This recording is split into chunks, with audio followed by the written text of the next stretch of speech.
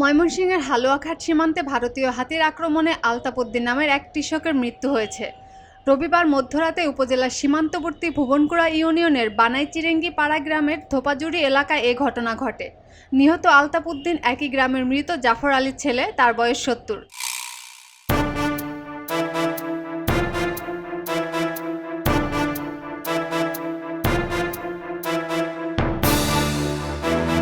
বিষয়টি খবরের কাগজকে নিশ্চিত করে ভুবনকুড়া ইউনিয়ন পরিষদের সদস্য আক্কাস আলী জানান, আলতাপ উদ্দিন তার ক্ষেতের পাকা ধান কাটা অবস্থায় জমিতে রেখেছিলেন।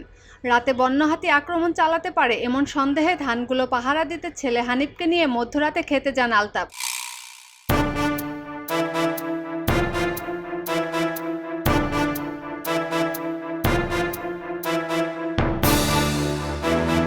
এ সময় ভারতীয় হাতির দল ধান খেতে নেমে পড়ে। ধান রক্ষা করতে হাতিগুলোকে বাবা ছেলে মিলে তাড়ানোর চেষ্টা করে। এক পর্যায়ে হাতি তাদের তাড়া দিলে ছেলে দৌড়ে প্রাণে রক্ষা পেলেও আলতাপকে সুর দিয়ে পেঁচিয়ে শরীরে আঘাত করে হাতি।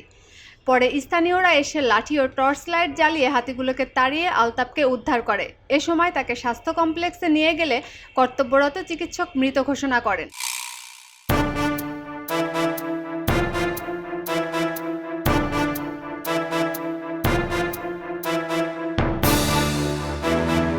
এ বিষয়ে হালুয়াঘাট থানার ভারপ্রাপ্ত কর্মকর্তা মোহাম্মদ মাহবুবুল হক জানান, মরদেহের সুরতহাল প্রতিবেদন তৈরি করা হয়েছে। এ ঘটনায় আইনগত ব্যবস্থা প্রক্রিয়াধীন।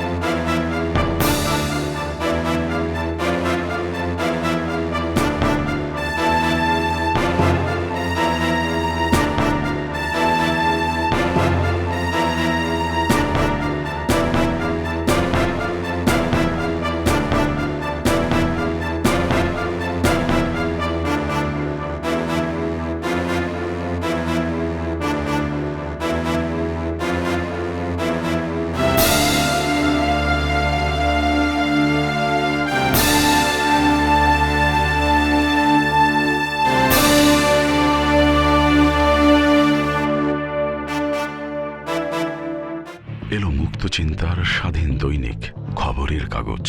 এখন খবর হবে নিখাত, নির্ভীক, নিরপেক্ষ।